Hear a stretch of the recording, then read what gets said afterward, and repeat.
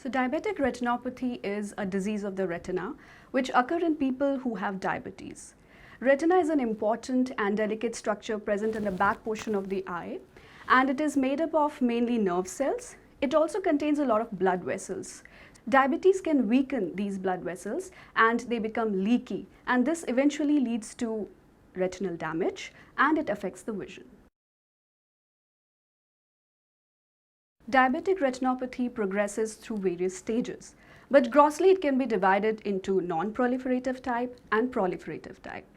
In non-proliferative diabetic retinopathy, the weak blood vessels of the retina leak fluid, small amount of blood, and some fat-like substances into the retina, leading to retinal swelling. As the disease progresses, the capacity of these blood vessels to carry blood is also hampered. So in proliferative diabetic retinopathy, to compensate for this reduced blood supply, there is formation of new blood vessels over the surface of the retina. But these new blood vessels are abnormal and they are very fragile and they tend to bleed very easily. Sometimes as the proliferative diabetic retinopathy progresses, it leads to formation of scar tissue over the surface of retina. This scar tissue can pull the retina away from the wall of the eyeball and lead to tractional retinal detachment. In the initial stages of diabetic retinopathy, the patient might not have any symptoms at all. As the disease progresses and affects the central retina, the patient can have complaints of blurred vision. The patient can also have complaints of floaters, black spots, or cobwebs in case there is minor bleeding inside the eye.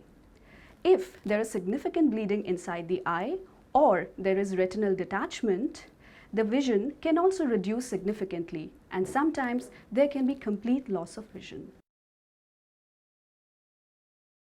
At Shroff Eye Centre, any patient with diabetic retinopathy has to undergo a dilated retinal examination.